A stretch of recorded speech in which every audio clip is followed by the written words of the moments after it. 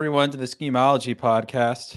I'm here with Jared and my buddy Ben Nussbaum, and today we're going to be doing a couple things. We've got a bunch of those hustle porn guru guys and a bunch of clips from them. We're going to just play them for the gang, and we're going to react to their advice in real time. I've seen some of these clips, not the whole things, but enough to know that they're funny and dumb, and we're going to play them for the gang. And then at the end, we're going to talk to Ben, who's an elite level schemer who managed to break into the EV electric vehicle space the last couple of years. All right, boys, are you ready? Do it. I'm excited. I haven't seen any of these. I typically try to avoid hustle influencers. And Ben doesn't do anything. Ben just eats pickles all day. I seek all of my advice out from this between eating pickles and cold calling people all day long. All right, let's see what's up. All right. Slaves worked all the hours they were awake for their entire lives. In American history, in Egyptian history, in the rest of the world that had slaves, which is most of the world at some given point. I think, like, if they can do it, so can I. Now you're like, well, do they have a happy existence? Well, they didn't get to pick the work they did, but it means that you can work. That's if you have the cat behind you. You can work every hour of the day. I'm like, well, if you get to have the cheese and you get to eat the cheese the whole way you're going, then, I mean, there's the famous quote, the person who loves walking walks further than the person who loves the destination. What is this guy trying to accomplish with this shit? So what, like, my one question is, like, what is, like, so is the message here I have to, like, work like a slave? Like, I don't really get the message here. There's no go ahead, Ben. Yeah. That's not real, is it? Like, I'm watching. I mean, on one level, he's just saying that technically your body won't implode if you work 24 hours a day your entire life. That's what he's saying. Yeah. And he's saying it's awesome that you get to pick the thing you get to do, which isn't even true for probably most people. So I don't really know what this guy's going with here. Also, can we go back really quick? What's he trying to say about cheese at the end? Did anyone pick up what he's? I think they cut it out because that was not a good part of it. Yeah, let's go back. Let's go back on that. I need to get. Was the cheese thing was dumber than the other thing that he apparently said? No, they're all. It's all, I think, collectively dumb together. Yeah, like, so I don't. Yeah, can I see that again? Let's see this, because it was probably the most retarded thing I've heard. and that guy's like, quote unquote, legit, the acquisitions.com guy. Someone actually genuinely recommended his videos. Okay. Well, here's the thing with Alex. He is very successful. Some of what he says is like he does have some good advice, but it's made, in my opinion, for bots. Like it's like literally just like, and he's trying to say the most intense, like emotionally evoking thing here. It sounds like this isn't something like, who the fuck would ever use this as a comparison for why to work hard? And also, like, your why for working hard isn't just like, I don't know. It's like, oh, well, slaves worked really hard. Like, imagine telling that to like a little kid. It's like, oh, like, what do you want to do in your future? It's like, that's going to define your life and how you work hard. Well, I guess slaves did it, so fuck it, right? Like, let's just work hard. It's kind of dumb. I see Maliki in the chat is telling us that cheese equals reward, that slaves don't get rewards. So that's a reference he's making. Ah, interesting. Okay, so you're conditioning yourself with cheese so you can work like a slave. Well, let's hear this again. Let's play this back. Worked all the hours they were awake for their entire lives. In American history, in Egyptian history, in the rest of the world that had slaves, which is most of the world at some given point. I think, like, if they can do it, so can I. Now you're like, well, did they have a happy existence? Well, they didn't get to pick the work they did, but it means that you can work. That's if you have the cat behind you. You can work every hour of the day. I'm like, well, if you get to have the cheese and you get to eat the cheese the whole way you're going, then, I mean, there's the famous quote, the person who loves walking walks further than the person who loves the destination. My whole thing is, like, his given is that they worked all day, every day. Is that true? It really depends on the slave. I mean, we can go into slave economics here. I feel like Yeah, I don't think that's probably the most productive way to have this conversation go. I just think it's really funny that we get to the point in life where like these gurus are going around comparing themselves to like how hard slaves work. Like Yeah. it just went from like you have to like work really hard while you're in the office to like work extra hours on the weekend to like the extremism of content has gotten us to the point where the only way you can get clicks is to be like I work as hard as slaves do. Yeah. And doing that, like even like Elon has made comments about his work schedule and saying what I do is awful. Like this is not a good fun time. Like obviously he's doing it for the greater good or whatever he's saying, but it's not fun. There's no one who would really. There's very few people who would willingly choose that. And maybe, and I get it, because it seems like our generation has like a work ethic problem, probably compared to like the greatest generation and people like that. Like I get these influencers, but also like I think a lot of people just fucking hate working on shit they don't want to do. And like if you're working in like an Amazon factory and you're trying to like get out of it, I feel like this is not the video for you. I feel like this is just going to make you want to fucking kill him. You're like, oh, great. Yeah, just more slavery. Nice. Yeah, I don't think this is really getting anyone out of bed to work harder other than just like psychopaths. Like that's really that's really all this is appealing to. Well, we have the good news is the next person we have to listen to is GaryVee. This is your GaryVee post. I've actually never watched a GaryVee video. I've only ever seen clips that people have showed me. Dude, I love GaryVee. He's a top schemer. All right, let's see this. All right, Jared, I think you have to approve my stream coming up. You guys can't do it. Let's look at the gold mines and All right, let's do it. Addicted to the process of the battle scars, the setbacks, the lack of, Taylor, I gave up my entire 20s, all of them. Imagine not doing anything fun or going anywhere for the next 8 years, including Saturday and Sunday. That's what I did from 22 to 30. Every day I spent 15 hours a day in a liquor store, thought about a liquor store, built a liquor store, sold wine, like spent every day. Like this last weekend, don't lie to me, Taylor, what did you do this last weekend? What did you do fucking Friday, Saturday and Sunday? Tell me the truth. Don't bullshit me. Yeah, no bullshit. I'm helping my mom right now on digital media and branding for her company. Love you. And so I had a marketing meeting with one of the people doing that. No way, Love you. True. And then I also. How much time did you have? How much time did you have for yourself on Saturday and Sunday that was not working every minute? Tell me the truth. A lot. I know. So that's the punchline, right? Now imagine this, when I tell you this, you spent more downtime on not your career this weekend than I did in my entire 20s combined. Oh shit, okay. That puts things into perspective. I think so. This can't possibly be true. Which part of it? This guy didn't watch a movie. One movie. No. Dude, that's bitch shit. He didn't go to a dinner with a friend and not work or talk about work for 45 minutes and laugh for 8 years. That seems unlikely. That's what he said, yeah. You know that Tristan's dad worked with GaryVee? Really? In a liquor store? No, they would go travel. They both had my friend's father has a large liquor store. And he would go travel and go to like wine conferences to buy more wine. And Gary would be there. And he's shared a couple fun stories of Gary. I'm going to be honest. I don't know if Gary was in his 20s during these stories, but it sounds like they were having a good time on the vineyard. It doesn't sound like Gary was fully having only work time when he was working. I like how he had to squeeze in his point. Like he was like, okay, what were you doing on the weekend? She says some like noble thing helping her mom. He's like, all right, but fucking I'm doing a video. Like actually like give me something here. No, you're lazy. I've never fucking did anything for myself. I would go if GaryVee said that to me, I would do it exactly what Ben said. I'm like, so you didn't watch a single movie or go to dinner with your family one time in your 20s?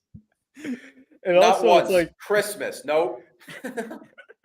that's like not even good advice. Like I like, so just like have a, like you're just gonna regret your 20s if you do that. Yeah, That's that's bad advice. Also, talking about from the last video, cheese. Like success isn't measured in hours. Yeah. It's you have to put the get the leverage where you can get it. Like you could make infinitely more money doing something less hard, but it's in a different industry or whatever. Like he's like, I don't even know what. It's just. It's like, do you like the work? It's like you could just like slave away at like a job for 8 years and hate it, and then just be positioned poorly because someone who likes the job and works half as much as you is way better. You could also spend your entire 20s just completely dedicated to work. And then at 30, your mom could die and you could regret not spending time with her and doing fun things for the entire rest of your life and be like, what did success and money buy me? I sold all of my, family time, my friends' time, the moments of joys in the arguably the best decade of your life to just work. It's like, the only people I know that have to completely dedicate everything they do to work are really dumb people who can't think smarter than other people to make better decisions and like do better work. Yeah. Yeah. And it's funny because it's like, I feel like it's much rather than just grinding on like whatever fucking ecom business like you want to do that you're not even passionate about. I feel like it's better to spend your 20s like learning a skill more so like in developing yourself like as a man or woman. Like it's because it's like your life kind of starts at 30 for most people, if like obviously your life starts before then, but like a lot of the she should have asked Gary, did you have sex one time in your 20s? She's like, that's fun. There's a long list. There's a long list of things that aren't like, oh, I took a vacation for a week, that aren't that would just immediately just uno reverso checkmate this idiot. Dinner, movie, intercourse, a long car ride. Like you could make the argument like, well, if I'm in an Uber, at least I can be on my phone and work. But if I drive, I'm fucked. Or dude, I feel like he'd be like, nah, I fucked all the time. I was fucking every weekend, but it wasn't fun, dude. Like I was thinking about work. I was on a business meeting actually. I just turned my camera off. But what's another good? That's I don't know. That's Is there more to this clip, Jared? This was your clip, right? No, that was actually really it. Like we can keep watching it. I don't know where it's gonna go after this. That was so unbelievable that I had to share it. I can't believe Gary's advice was to not ever do anything fun in your 20s ever, and to just work 15 hours a day. 15 hours a day for 10 years. No exceptions, too. He doesn't even have a little wiggle room. He's like, you work 360 days a year, you're fucked. All right, maybe take Christmas week off. It's not even not recommended. You're just confirmed will fail. Did you ever, there's a great clip from Tim Dillon, the comedian, where he just plays a GaryVee and GaryVee's like, hustle. And Tim's like, on what? Think of ideas. Like, what kind of ideas? It's like, but it's like, this is the problem. It's like, if you're just telling people to work, most people, it's the confusion is not around effort. It's like, what should my effort be pointed towards? Like, what am I supposed to be doing all the time? Yeah. I mean, he just says works in the liquor store. How did you grow the liquor store, Gary? What were you doing all 15 hours of the day? Yeah, you could get you could get a minimum wage job or some type of like very strict hourly job that you work, 9 to 5. Then at 5, you just immediately get in your car and you start driving Uber, and then you do a security night shift and you sleep for 6 hours, and then you're back at it. It's like, I did that for 10 years and that didn't work. It's like, well, yeah. God. All right. So what do we boys think? Should we keep watching this knucklehead or go on to the next one? I don't know. It could go anywhere. Let's try for like a minute and just see where it goes. Yeah, we got to please play this out. Awesome. I think so too. Yeah, I need to just get to it. Taylor, you need to do me a huge favor. If you really want to win and you Kill want to yourself. come to New York in 8 years and shake my hand, here's what you need to do. You need to stop giving a shit about what anybody else has and realize that if you put your head down and just work for the next 10 years, no glamour, no new fucking car, suitcase, jewelry, trip, event, no Coachella, no fucking new fucking sneakers, like fucking work, you will have it. And every time you care about one of the things I just mentioned, it will slow down your process of having it. Okay, so in less than 8 years, when I'm a millionaire by 25, I'll come shake your hand. I promise you that statement itself made me 100% guarantee that you won't. No. Yes, yes. That's how this works. Being a millionaire at 25 when you're 22 and you're at dick shit and haven't even started is inconceivable unless you. You're Mark Zuckerberg. You know what's most important about this clip is that not only do you have to work for 10 years straight, you have to wear the same pair of shoes the entire time. Yeah, I was about to You say. can't buy new shoes. No, seriously, if I show up to work 4 years straight and my feet start to smell and I buy new shoes, just one of these immediate. You're decline. done. And I like how he snuck in events there. Like he was like, no events. That's the most generic shit. Like you can't go to like a fucking, I don't know, like a birthday or like an event can be anything. Your Also, mom's why was he girl. yelling at her? Yeah. Because she's wrong and he's gaslighting. So it's Well, like you have to keep the then he energy just up. said he's like, when I'm a millionaire in 8 years at 25, I'll shake your hand. And then he's just like, no, fuck you. I thought, Yeah, you're gonna fail anyway. Isn't that the energy that he was looking for? I don't understand what he wanted her to say.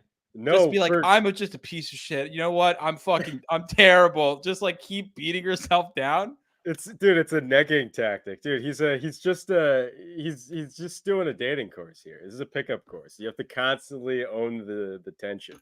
Dude, the people who listen to GaryVee must be the worst people on the planet. Like I mean, anyone I who watch. do. I don't even know what this guy does. Good He question, grinds. Ben. He hustles. Yeah, he just hustles. Jesus.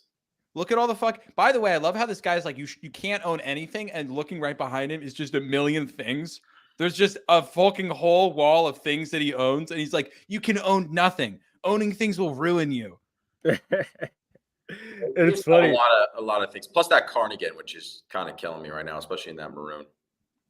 Yeah, it's probably like 85 degrees outside. All right. No, like, yeah, let's skip this. What do you guys think? I think I we can't go listen the to any next more one. Gary Yeah. Vee. It's crushing my soul. All right, I've got now the top 3 side hustles to make $500 of income. All right, let's hear it. All right, let's see. Ben, are you getting good ideas? You might have to change businesses. No, I'm already full pivot mode right now. Top 3 side hustles. Boom. All right, ready, boys? Let's do it.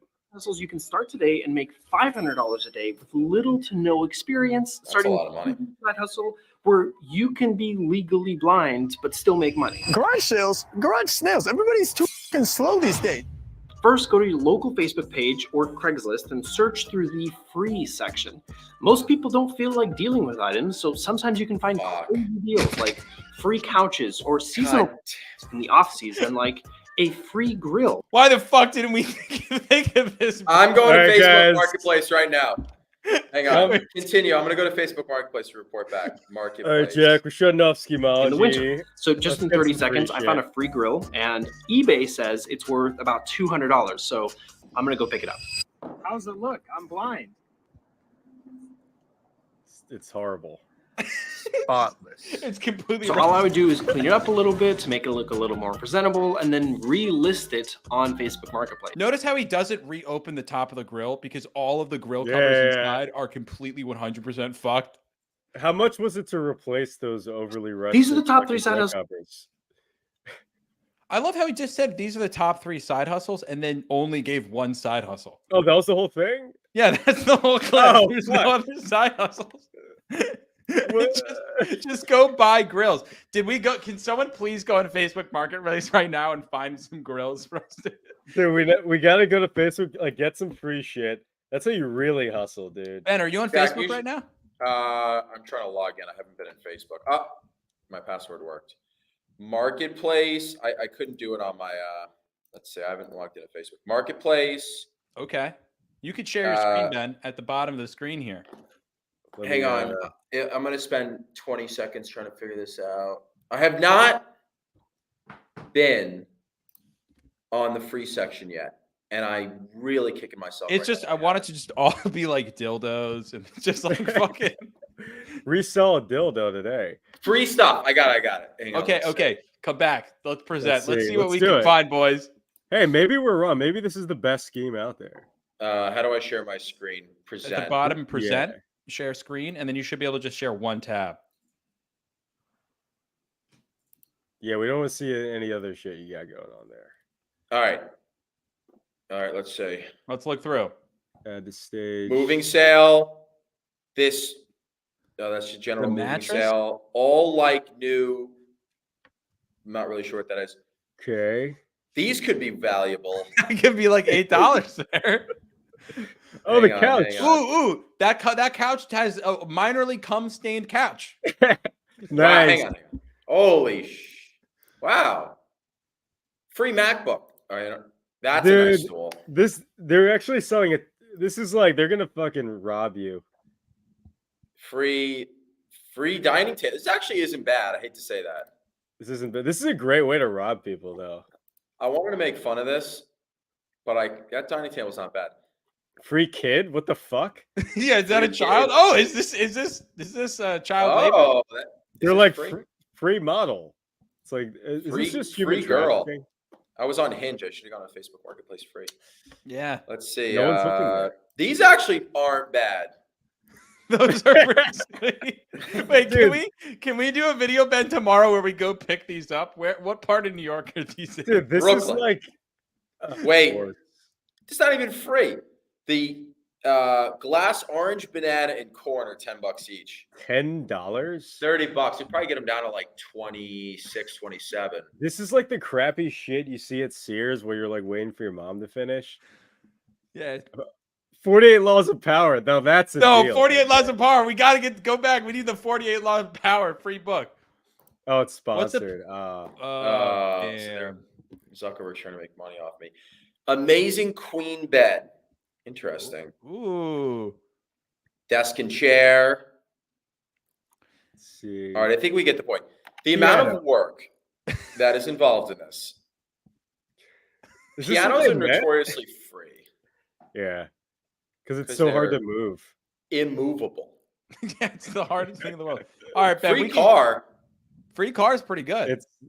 Dude, no fucking chance. There's something terrible about this. There's a dead body in the trunk of that car. Yeah. I guarantee it. I got my car off Facebook Marketplace. I think all my cars, someone's always trying to fuck with you. All right, we got a comment. Dude, it's free. You need to rent a U-Haul, drive to Jersey City, get a friend to help you, walk up a 6th floor walk up, and deadlift a cum-stained couch to your car and sell it for $500. It's all possible. Best case. Nice. And then you sell the cum-stained couch for literally $82. And meanwhile, it took you 5.5 days to put in all that effort. And just for one $82 cum-stained couch. Also, the medical $500 a day times 365 is like a lot of money. Yeah, it's almost $200K a year. Yeah, of course it is. It's insane.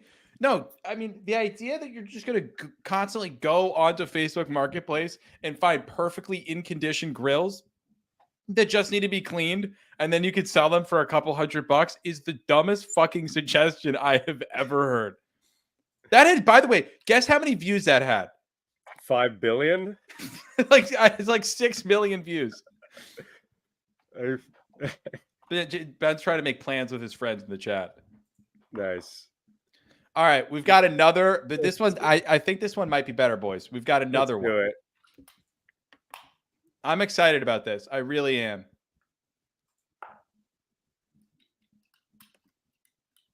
All right, y'all. All right. I'm laughing at our viewers' comment there about the economics of easily profiting $500 in one afternoon. It's easy. It's gonna be $1,000 to pay or $10,000 to pay for breaking your back lifting that fucking cum-stained couch. Side hustle. All right, let's see.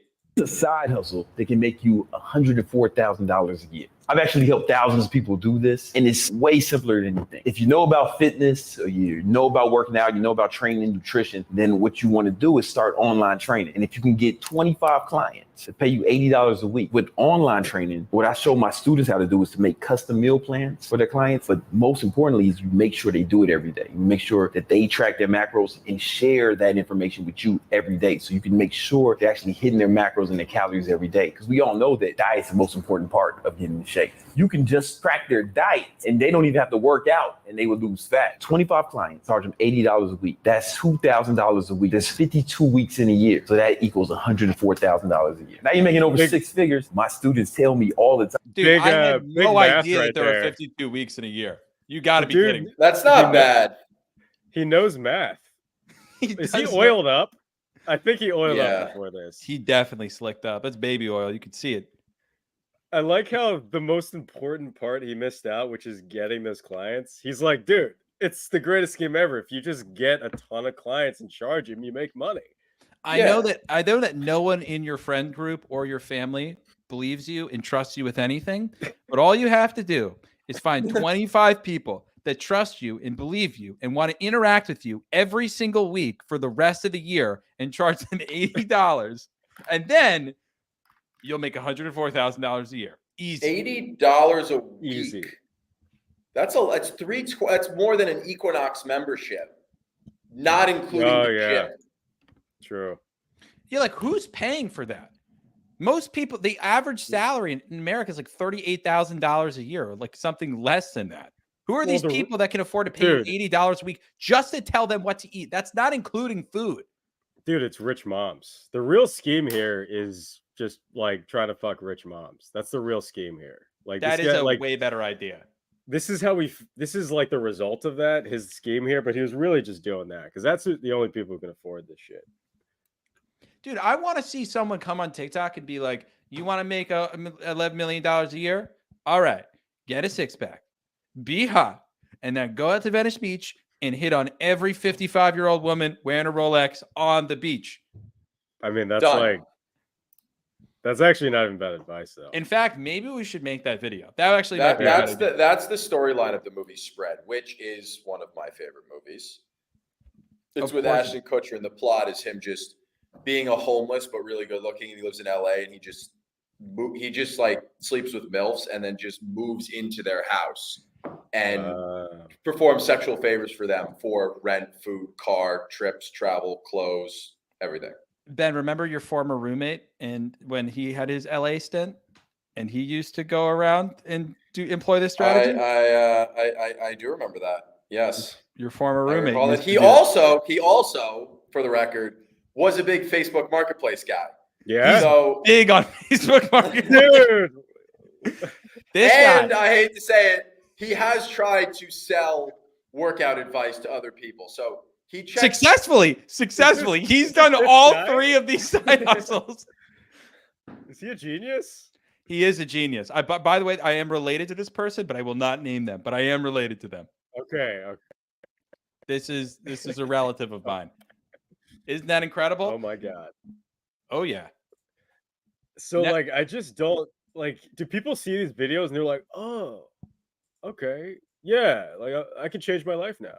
But notice how none of these videos ever tell people what to do. They're just like, they name something that a tiny portion of people in America make money doing. And they're like, did you know that if you're a roofer and you work in Southern California and you only work on lichen rock roofs, you can make $180,000 a year? And people are like, no fucking way.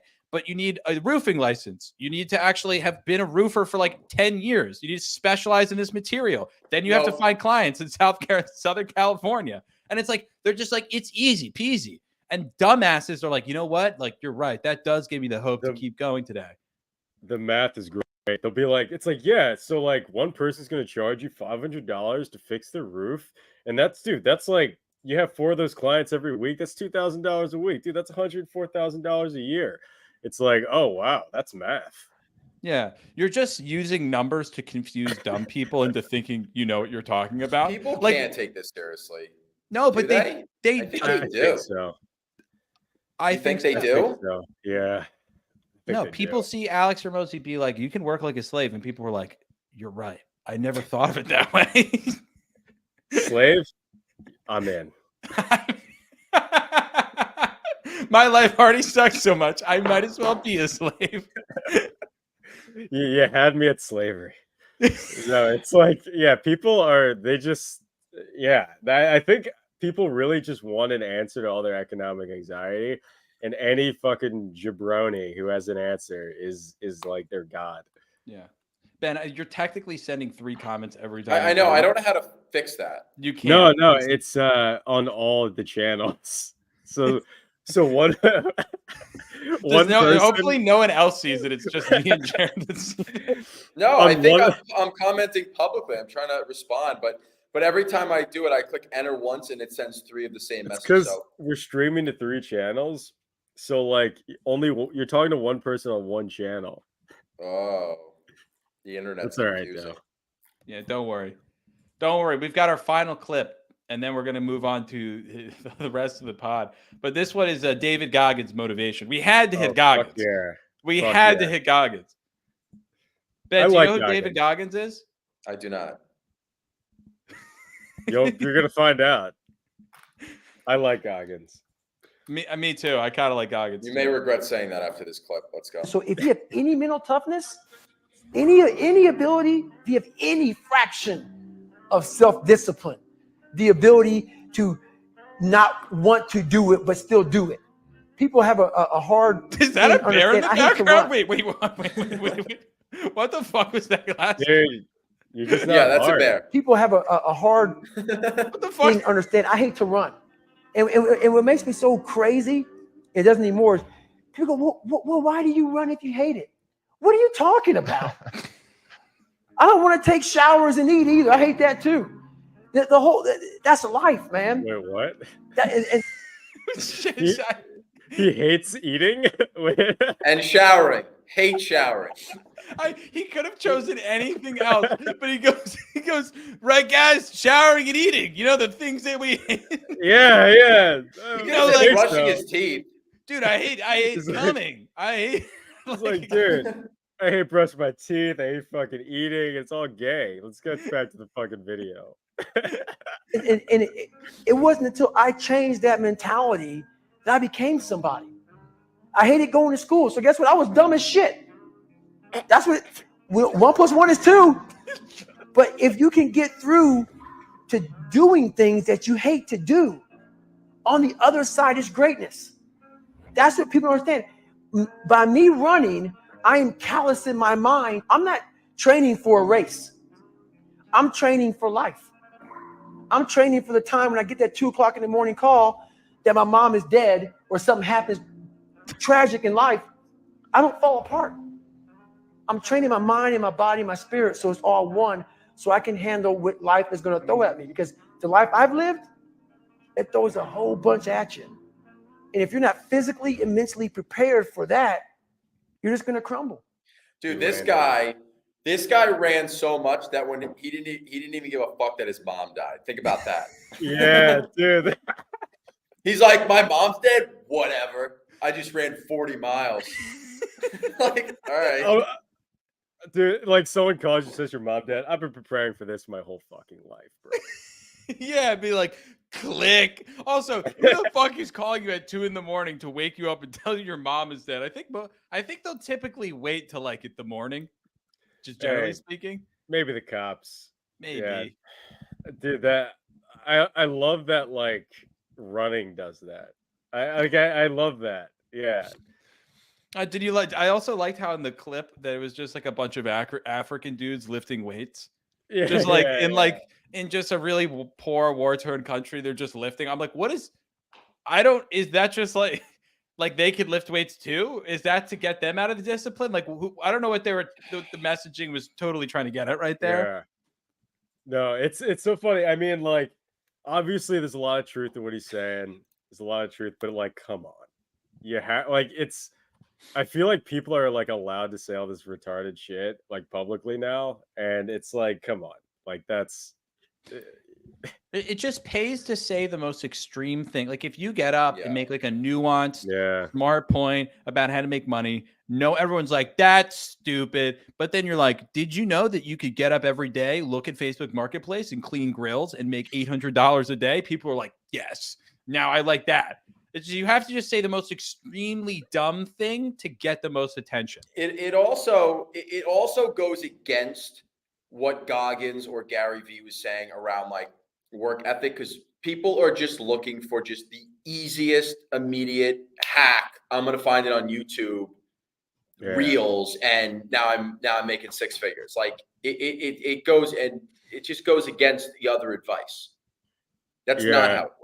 And all the actual successful people I know literally never watch this stuff.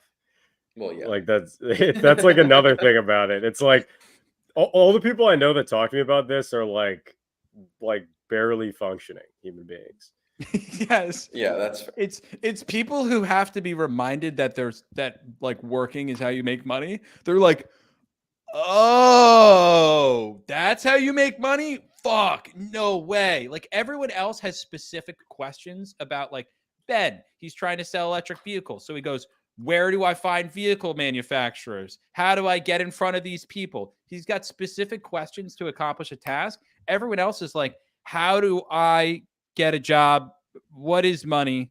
And then GaryVee is for them. Everyone else who is like trying to do anything with their life has specific questions, and then they can research said specific questions.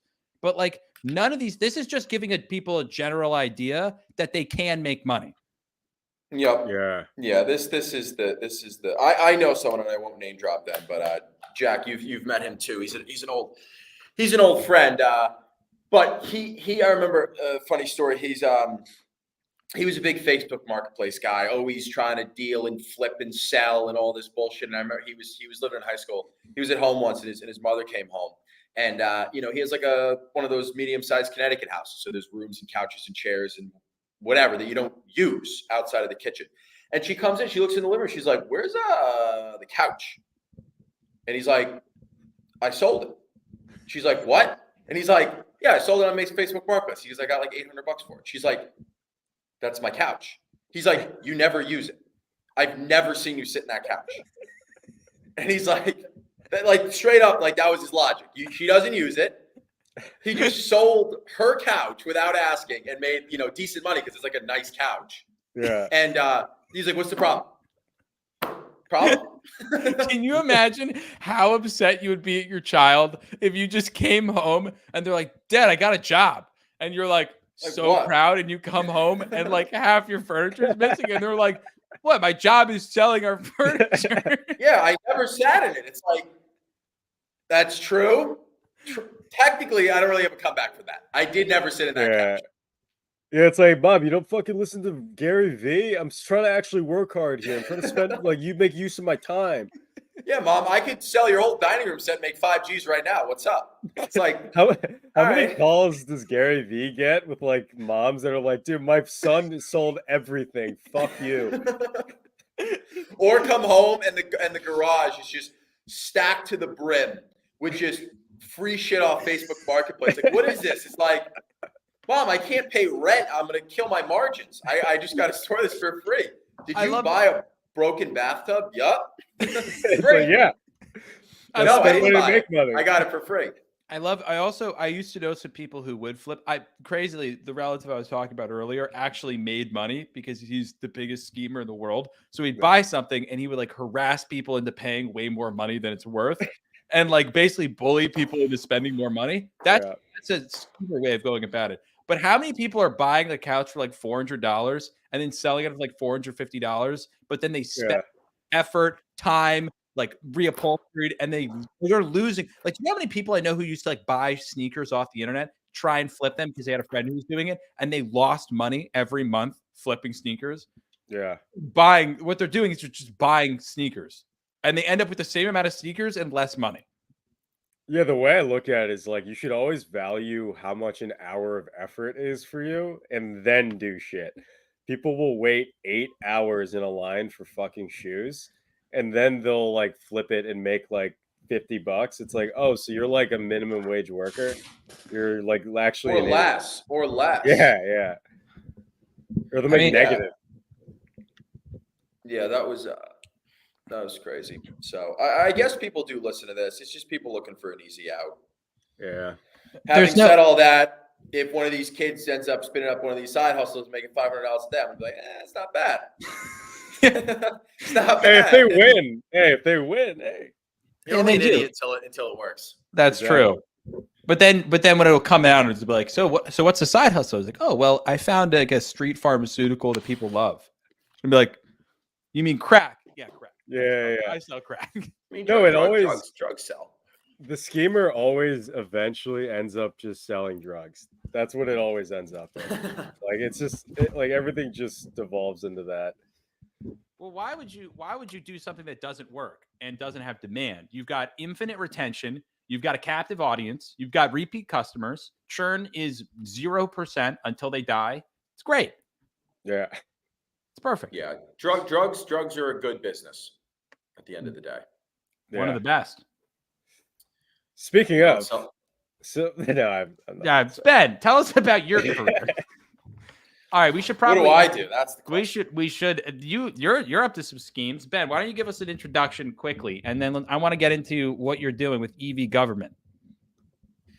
Yeah, for sure. So, longtime friend to Jack. We've known each other since 8th grade. Actually, I became friends with Jack's brother, and was my first and only friend at the time. And fast forward 12 years, he remains first and only. Other than his twin latching on, and now I'm up to 2 friends. So it's a 100% gain over 12 years. It's technically like 1.5, but that's fine. Yeah. So long story short, EV Gov is a bunch of different ideas, but the main thing is educating people on how to get government money for electric vehicles. The government is currently writing exorbitant checks in the multi-billions of dollars on the federal level, on the state level. A lot of the money that's being dumped is in the Democratic states. It's East, Northeast, and West Coast. So California, Oregon, Washington, Connecticut, Jersey, New York, Massachusetts, Colorado, and a little bit in Texas. So that's kind of like the key 10-state area there, or however many states that is. And then on the local level as well. And the number of checks are growing in size and velocity. And there's a lot of people that are trying to figure out what the hell to do, and I help them figure that out. To go back a little bit. So a couple of years ago, you were jobless out of college. You had done an internship, and you called me. And my brother, who worked at this EV startup, was like somehow managed to get you an interview for a sales position. And Ben, for the record, is the best natural salesperson I know. He will get on the phone, talk to anyone, walk into any store and harass people and charm them up. And he's phenomenal at talking. He just yells all day. But I was like, you should go into everyone was saying sales would be good for you. Ben knew that it would be a good idea. But he calls me up after getting a job interview at this EV company. And he goes, Jack, I'm not qualified for this job. And That's correct. In the first year, he sold $12 million of trucks, and he was the best salesperson at the company. Correct, Benjamin? Nice. That is correct. So I started back in the EV space in 2020. The only connection there was, obviously my best friend worked at the company, so that was the in. And you could say, oh, I like trucks and sales and whatever it was, but at the end of the day, I needed a fucking job, right? Like I was like, all right, this is the game time here. Like I need a job. My ability to have a preference was long gone.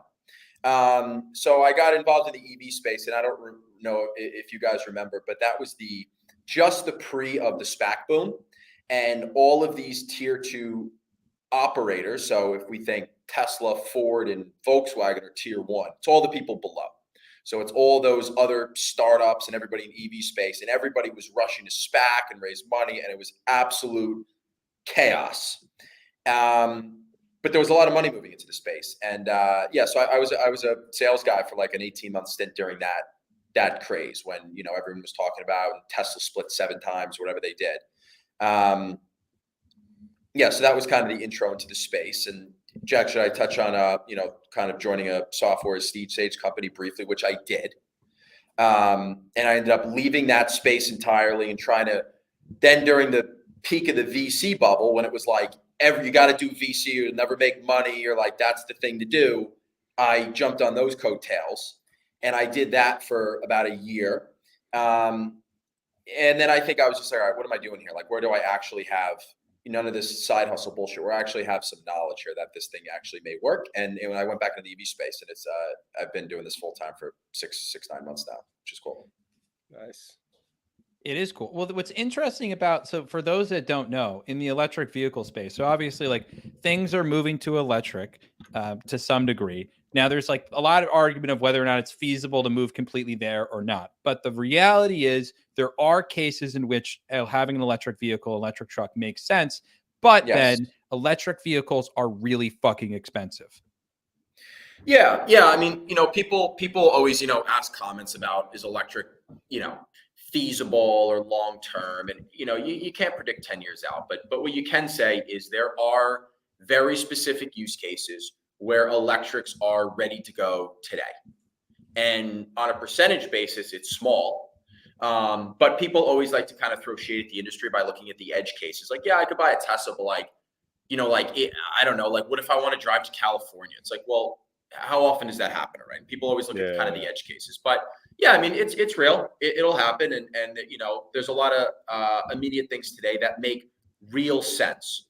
The guy that delivers mail to your home, or, that can be electric.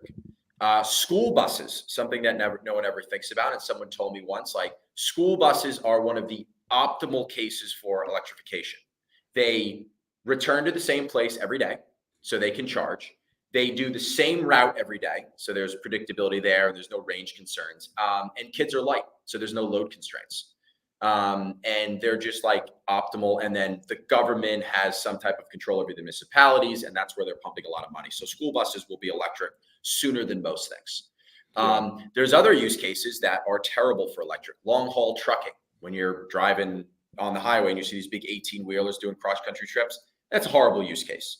And that will take a very long time, if ever. Why? So do you have any opinion on, like, why did Tesla reveal this 18-wheeler? Like, because remember when everyone was buzzing about that, my first thought was, why didn't they do like a delivery vehicle or like something local? Like, why did they go for like, here's this revealing this 18-wheeler? There's no way that that's ever really going to see the light of day and do actual volume load trucking anytime soon, right? Yeah, I actually don't know. Tesla, electric vehicles can carry load. So if they're loading up, like they're, like the top, it's either the number one biggest fleet in the world or top three for sure is Pepsi, is Pepsi Cola. And like that was kind of their big, enterprise client that they were advertising on that truck.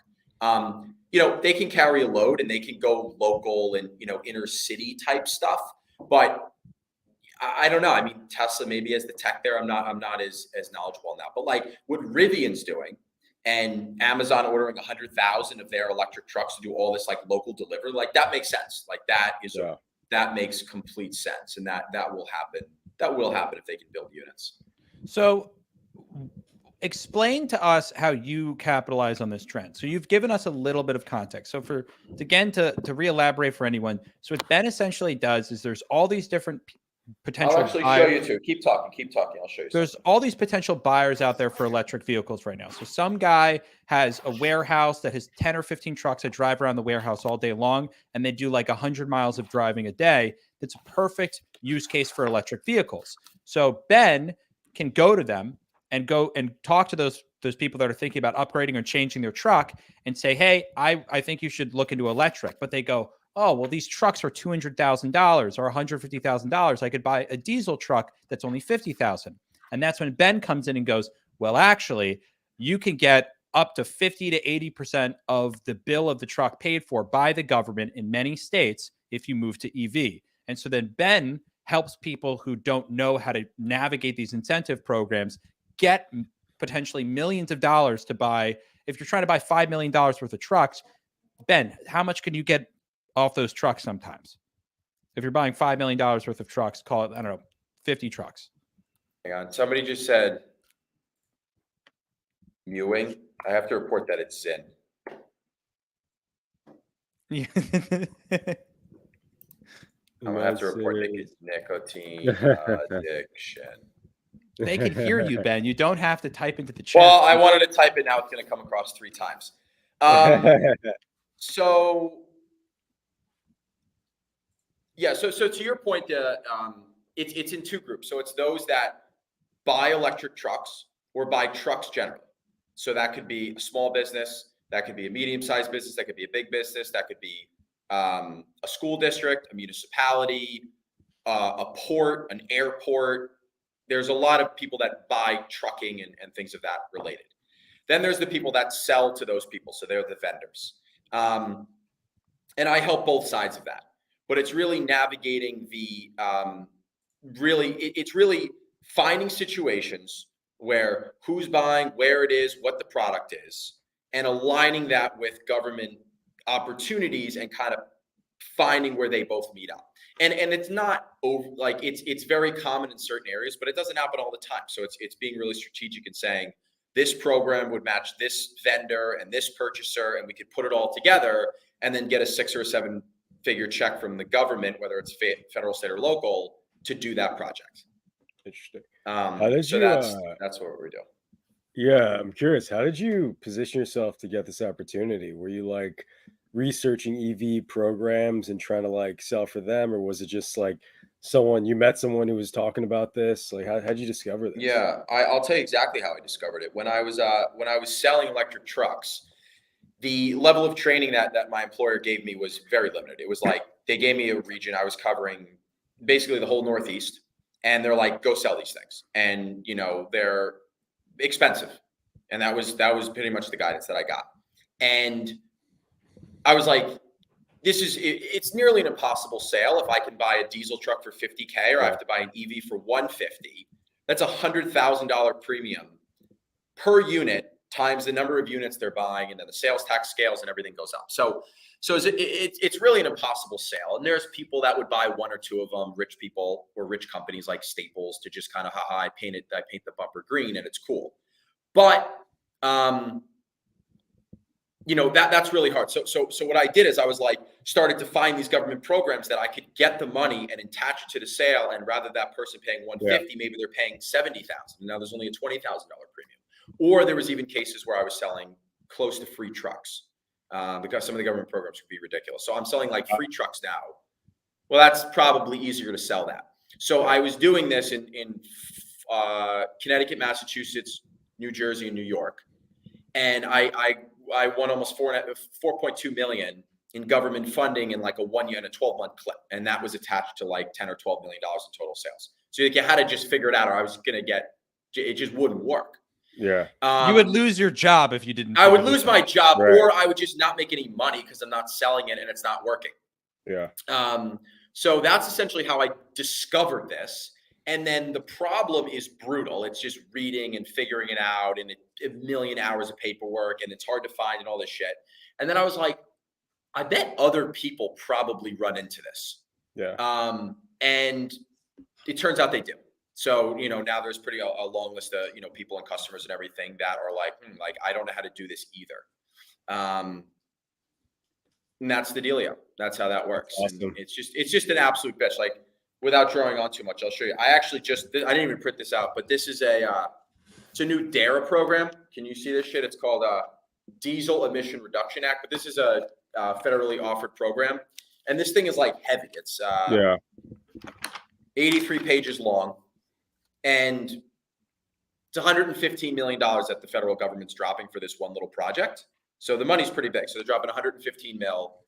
And the answer key is essentially this document. So who's eligible, who's not, how does it work, flow of funds, processing paperwork, applications, the whole thing. This is essentially the answer key. So if you can figure that out and then pair it with someone who's trying to buy or sell an electric vehicle, locomotive, whatever it is, there's money to be had there. Okay, this is schemer time. Jared, can you help Ben tear apart these government documents using AI? Any day. That would be genuinely helpful. Hit me up. You guys actually should do this. Can we scheme on this? No, for real, dude. I help everybody. Yeah. Any day. That sounds awesome. I'd love to help with that. Yeah, because like Ben, like, you know, there's something that Ben and I have been talking about. This is Jared to loop you into our scheme, but it's like Ben's working with all these companies to help them go buy electric vehicles. But we've been thinking to ourselves, and you know, Ben's specifically been thinking, it's like, what if we buy the vehicles, right? Like, what if we have a project? What if we can, you know, do like warehousing or do like truck rentals in the port of Newark or something?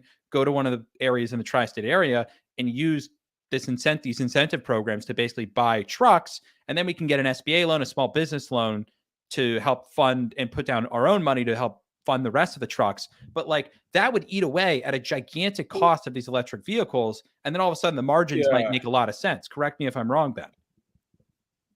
Yeah, the scheme here, honestly, speaking frankly too, with these government documents is there's a gray area, there's workarounds, there's things that aren't clear, and there's angles to play with these programs. Like you have to think about the people writing these programs don't really know a lot of time what they're doing. A lot of times the state agencies will actually contract third parties and nonprofits to write these program guides.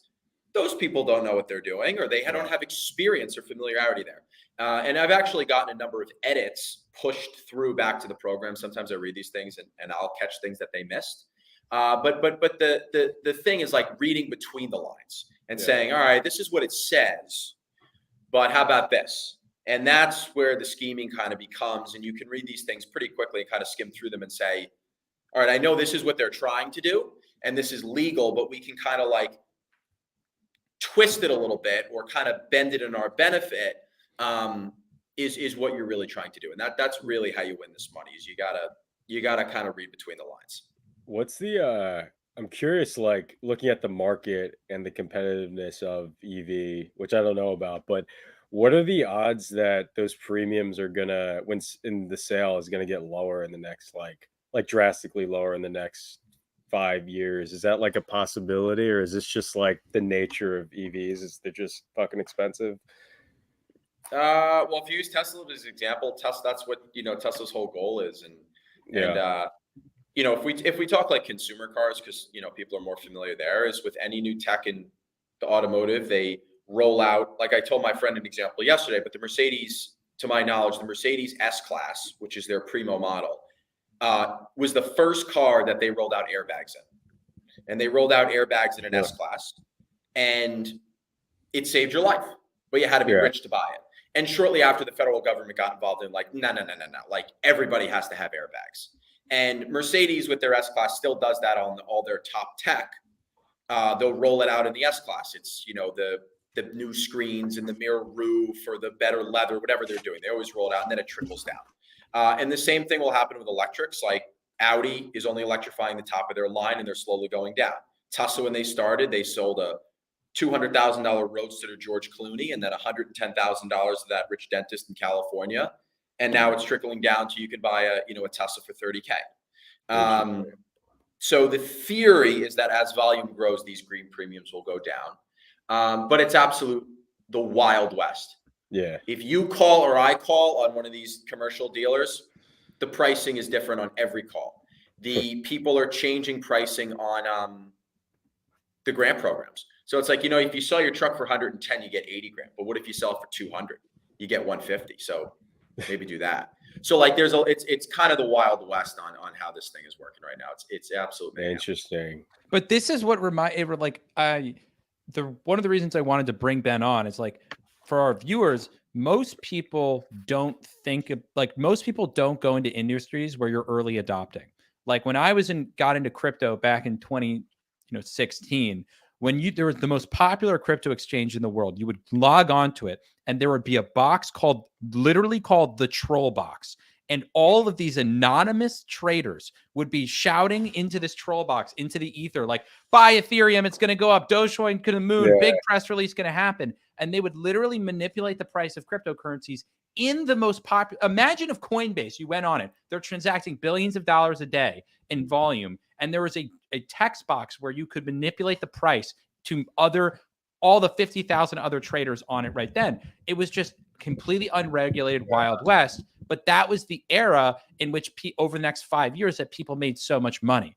And I think, you know, what Ben's doing is it's something that a lot of people don't want to think about. It's hard to figure out. It's takes time. It's boring. There's a lot of cumbersome steps to be involved, but more money's going into it every year. There's literal incentives for everyone in the supply chain to get involved to some degree. And you're earlier right now than 99.9% of the rest of the world. So it's and if the industry grows, even Ben's good at his job, but if Ben was a complete fucking idiot, there still might be lots of money for Ben to make. If the industry doubles and triples and quadruples in size over the next 5 years, 10 years, there's money to be made even for the dummies. So if you're really good at your job, you can make a fuck ton of money, especially if you're first. Yeah. And what really helps the space too, just as a whole, is that Tesla is working. You know, like what's going on right now with SBF and FTX and crypto, like the darling is fucked and likely going to prison. So that just tanks everything else. But, you know, even with interest rates and the whole market being depressed, and a lot of these companies are down 95, 6, 7, 8, 99%.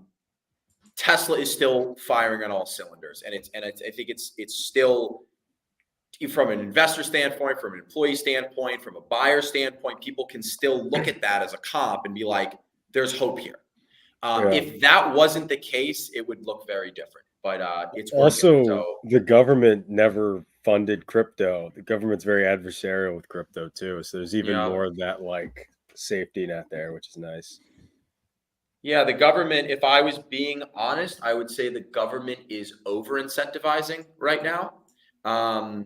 But once they get over this initial hurdle, once they get the boulder rolling down the hill, they would likely will pull back money pretty quick.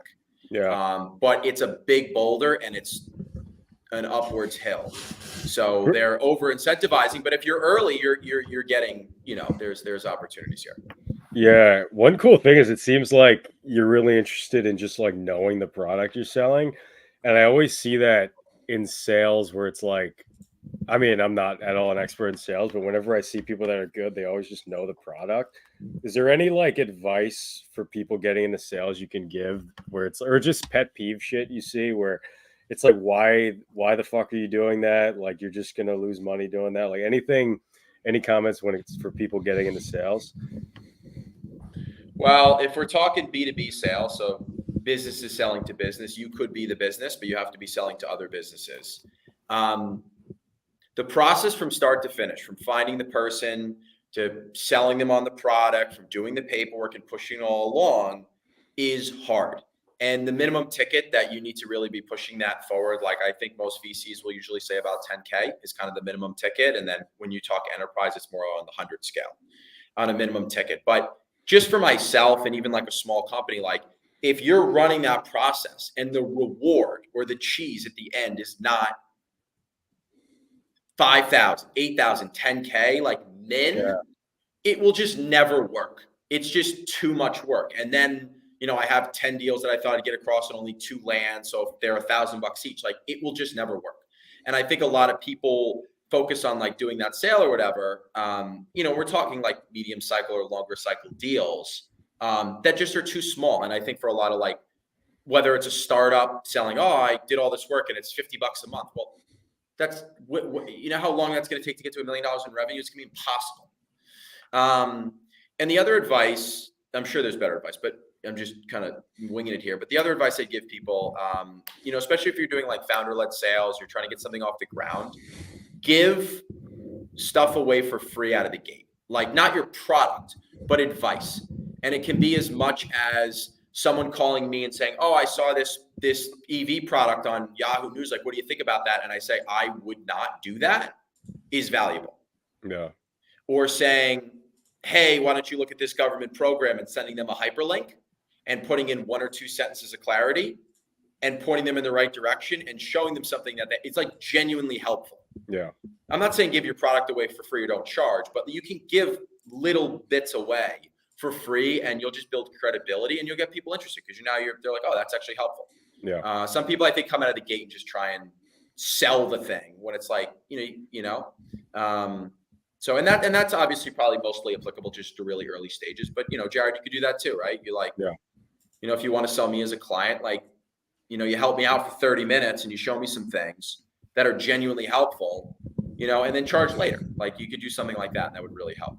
It all comes down to value. I mean, like that happens with me in my coaching business, right? Like if I have an intro call with someone fundraising related, the calls that don't go well and don't convert are typically the ones where they don't use me on the call for actual problems they're having fundraising.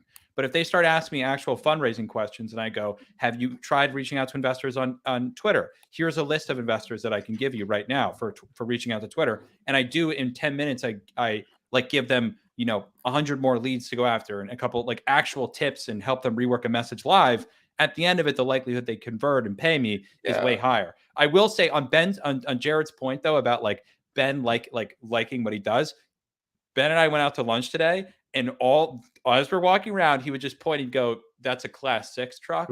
Like, oh, that's a class 4. We literally walked in front of a UPS truck, and in front of the UPS, he'd be like, if this were, some of these are electric vehicle, like a big UPS hauling packages truck. He'd be like, some of these are electric. And if they're electric, they have plastic grill instead of a metal grate grill, but this is combustion. And it's like, he's just a total dork who likes trucks. I feel like that helps so much just with everything, It does. especially when you have to sell. Yeah. Yeah. I mean, that is true. That is a true story. I mean, I actually can't even get myself not to do that. Like obviously the act of like telling other people or like physically moving my body to see different angles on certain things. Like, yeah, sure. I could not do that. But like, if I just walk out of my apartment, I'm walking down the street, I can't not get my eyes to look at like different trucks essentially. And like,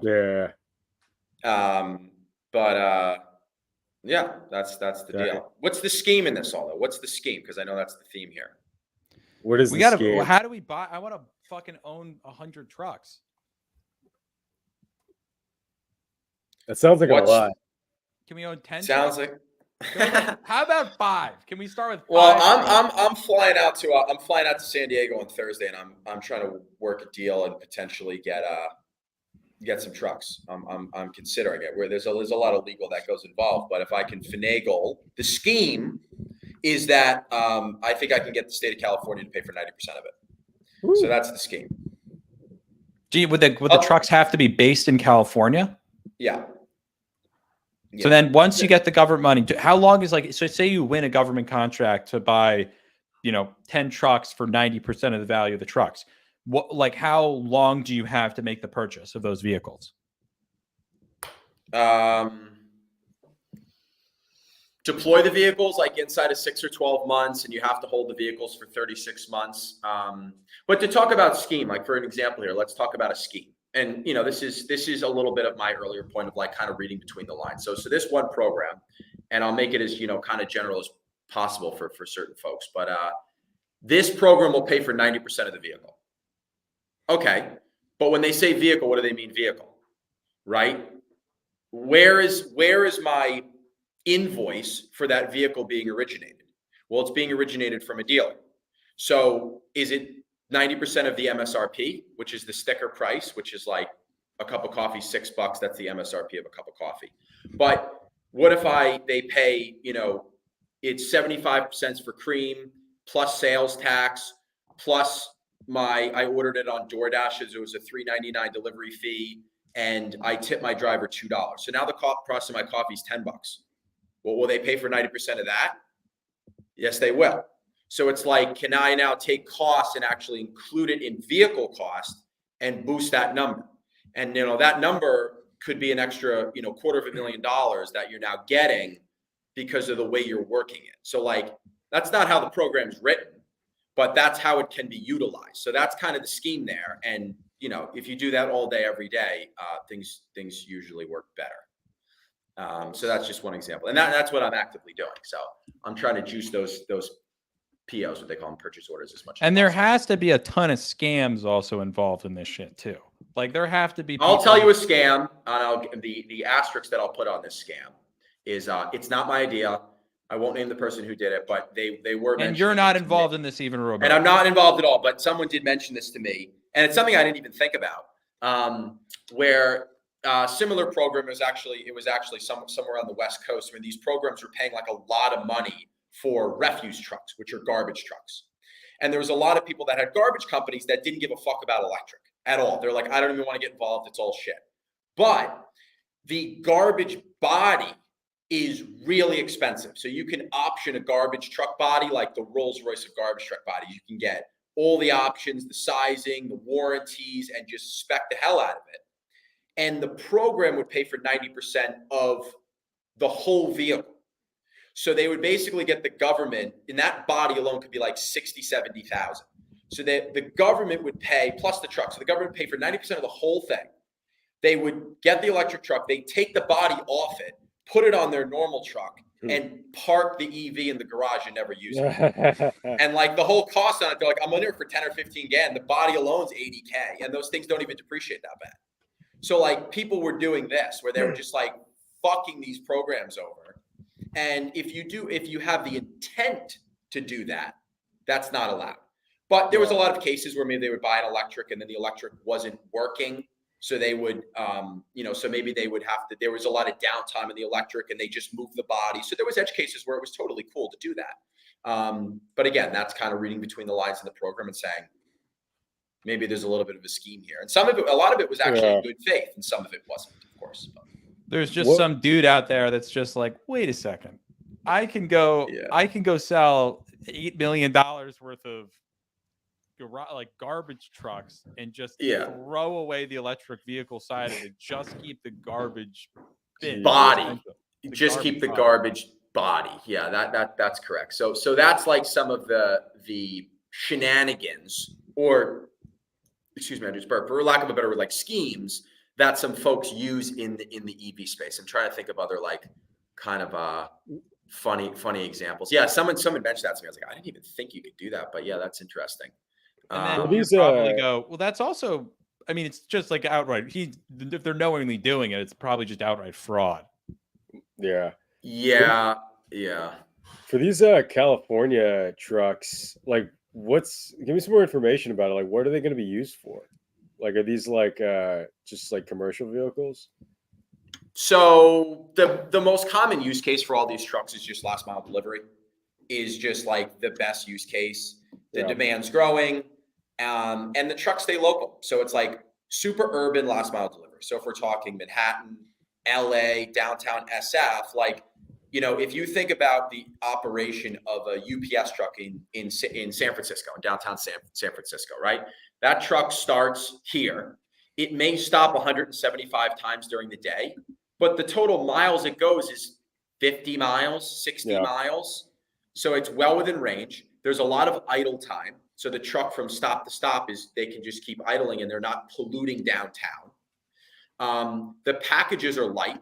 So I forget the term, but they cube out before they weigh out. So like, when you get an Amazon box and it's this big, but it's all bubble wrap and then there's like a toothbrush on the bottom. Like that's a big volume. So if you fill a truck with that, it's not heavy and it cubes out. So like it's not heavy, a lot of idle time, not long distance. Like that's a perfect use case for electric, off-road machinery and, those, electrifying a dump truck in a quarry, probably not your best use case. So what are they being used for? Predominantly that, school buses, like I said, things like that. That's awesome. That's so the idea is you get these like 90% off and just like flip them at like what's the pricing there? Like when you're trying to sell these? So you can't flip them. So you have to you have to hold and operate the vehicle for 36 months. Okay. So I will say, like, the programs, although sometimes you're reading this and you're like, they're not that dumb. Like there's a pretty good amount of guardrails built in that are actually very, very well thought out into not allow you to do what you just were like, I could probably do that. Like there's definitely guardrails built in so people could just completely take advantage. So yeah, but that's what I'm saying. Like if you could spin up some AI to kind of like process the hell out of these documents and highlight what's needed to be known, you could speed up your velocity on essentially the information that you ingest. How would that speed you up? I'm just trying to get a clear view of like what that. So Yeah, I mean, how much would it help? Like, I've thought about ways to kind of automate. So for example, this is a program that drops. I print this out. I usually just do it online so I could control F it. But I get this document. You have to read it and understand it, and then it'll open up 10 or 20 different opportunities, and you're going and chatting with different people and seeing if you can get people money or help people apply or do all these different things. But it would speed it up in the way of like document ingestion. So like if I could, I don't really know AI, but if I could like take this and just say like, here are the 10 questions I need to answer, and it's all text-based, and it could just like extrapolate that for me. I could say yay or nay really quick. And there's a lot of programs that are nays. It's like, no. And I just like move on. So maybe that would help. So kind of like looking at each program, seeing if there's anything that's useful for it. So there has to be some like context for what's useful for you specifically, or something where you would have to have a follow-up question about. Yeah, I mean, whenever I look at a program, it's who, what, and why.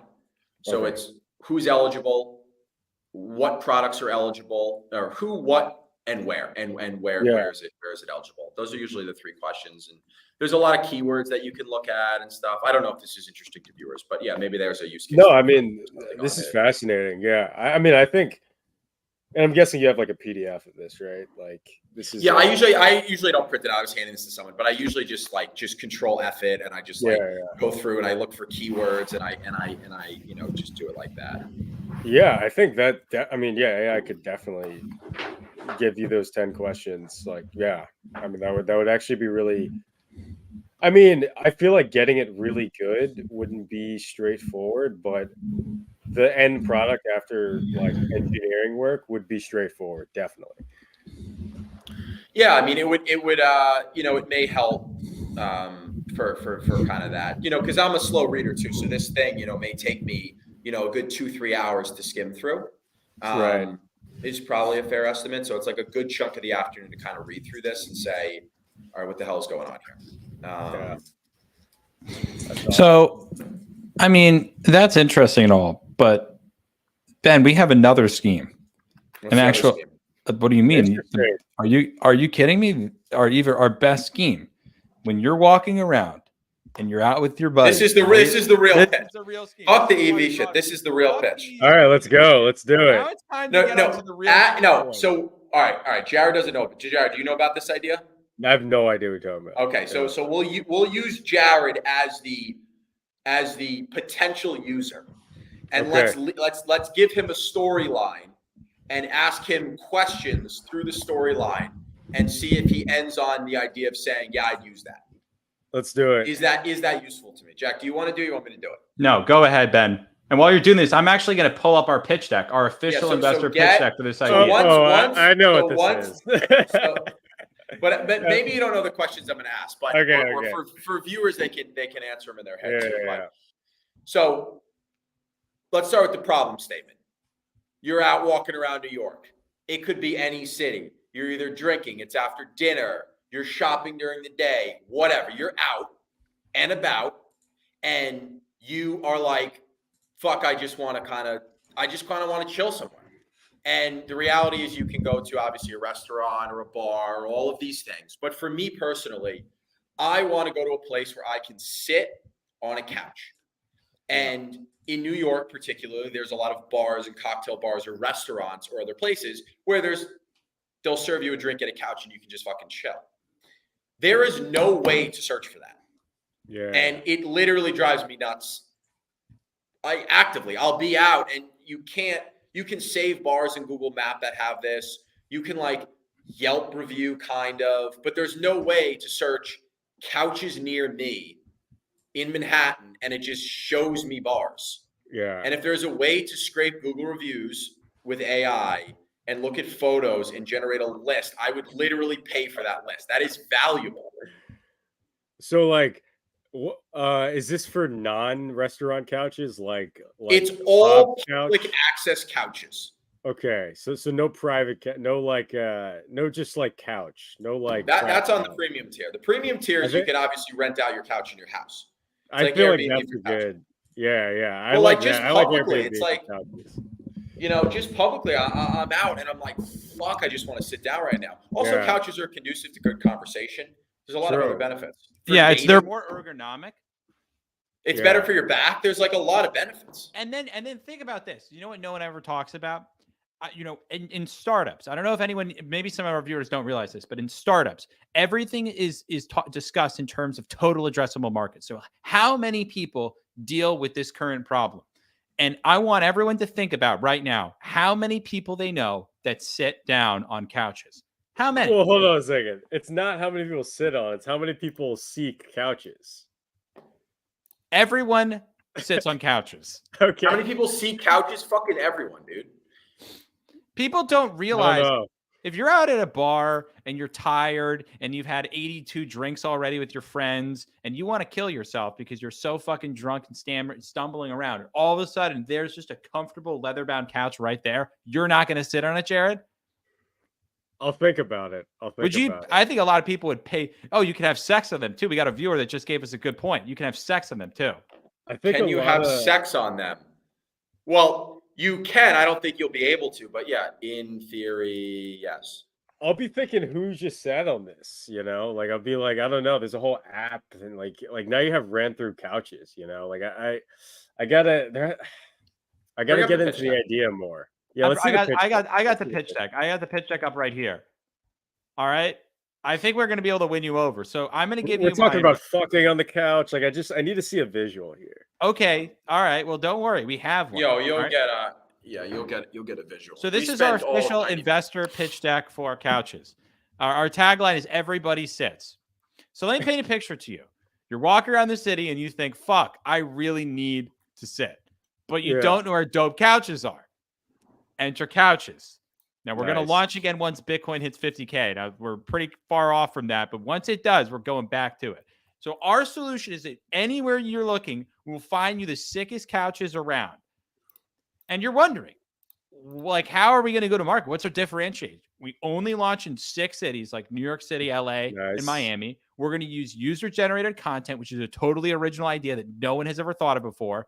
We're going to get gig workers, which are just potheads, to sit on couches and rate them, because potheads, they need couches more than anyone. So we can utilize them, and weed is getting legalized in all of our key cities. And then we could do a sponsorship with Casting Couch Empire, since everyone is fucking sex addicted lunatics anyway. Ooh, interesting. Okay, now I'm getting it.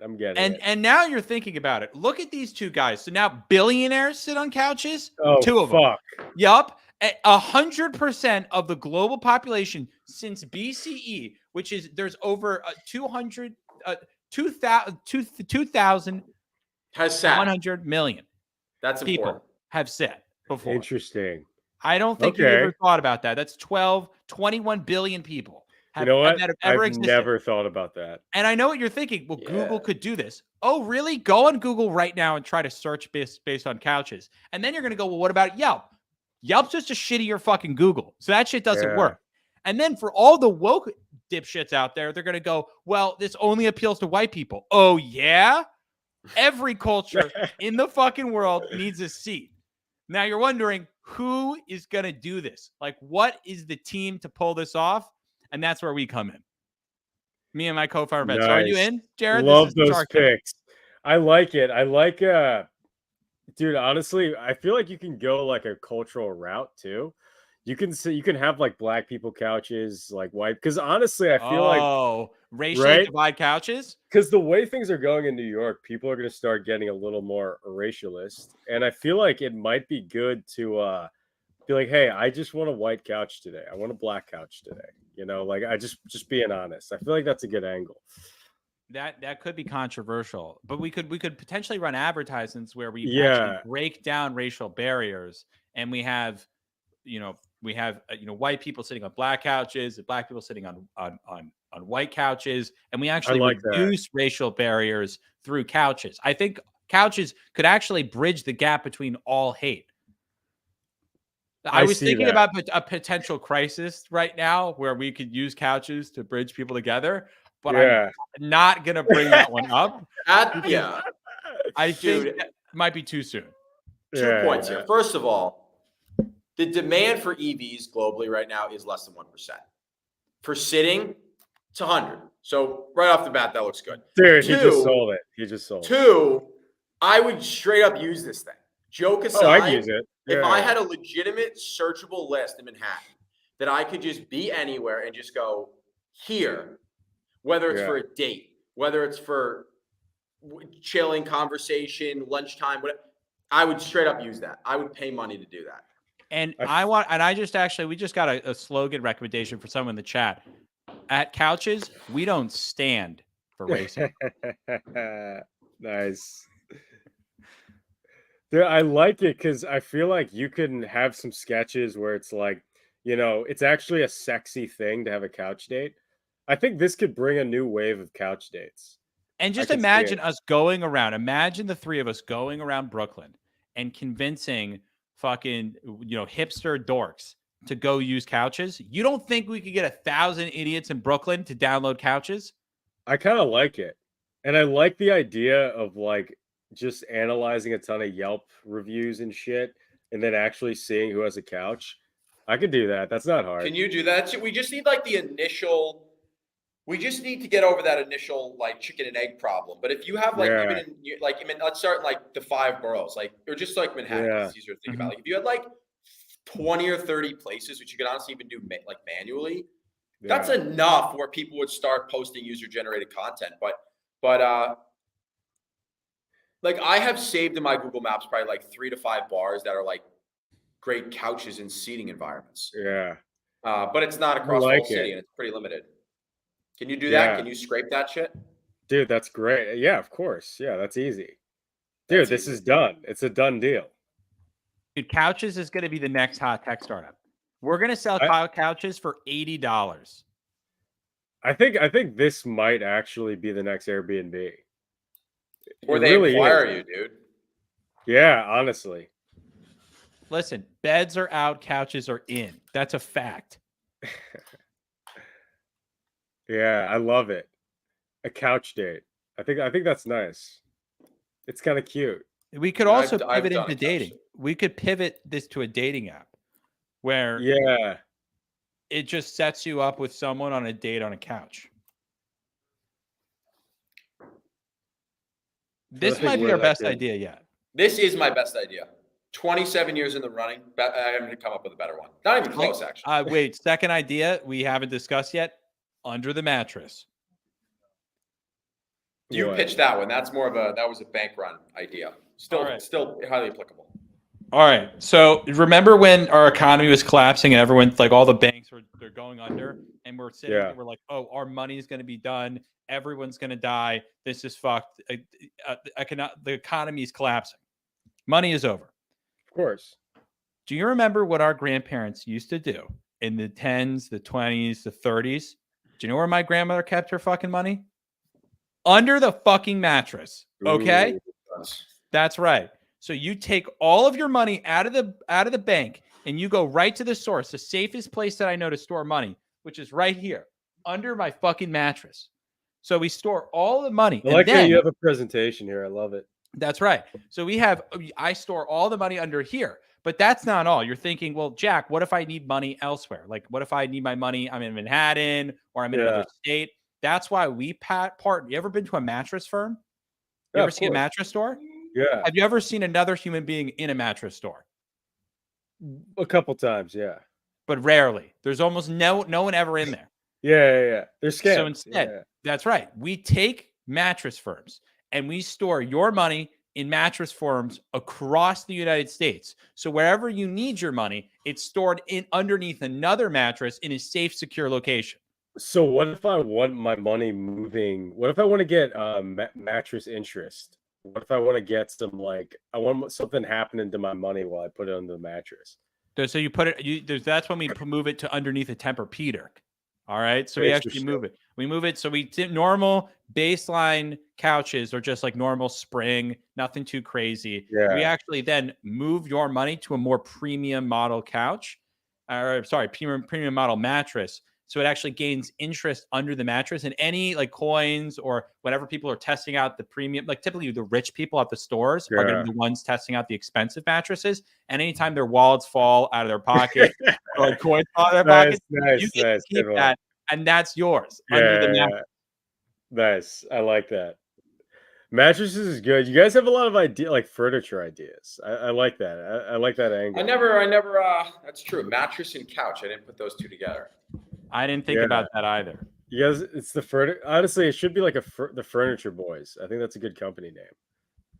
Well, listen, here's the thing. Well, everyone's focused on the digital world. We're focusing on what matters most. All right. We're focused on the real world, the real problems at hand, which is couches and fundamentals. Are people going to be fucking on these couches? I feel like that's my first thought as a customer. I'm like, I don't want after dark. That's our second problem. Okay. Like if you want people fucking on your money, like if that's like something you want. Is that a fetish? People do. That might be. There's got to be one. I think the couches thing is good. It might turn into. I think it's a dating app. I think there's a dating app in there. I don't know what it is though. I don't know. It starts with the supply of good couch spots. Yeah, and then it can grow from there. Once we figure that out, then we're going to be good. Well, boys, I think that's probably a really great time for us to end our glorious discussion. We've shown everyone couches. We're going to build this company. It will be our empire. It will be our Trojan horse. Love it. Thanks for joining today, Ben. I'm down. Thanks, Ben. Guys, thanks for having me. It was nice talking. All right, everyone. Yeah. All right. I'm gonna head out, but thanks again. Good luck. Couches to the moon. See you, man. Couches to the moon.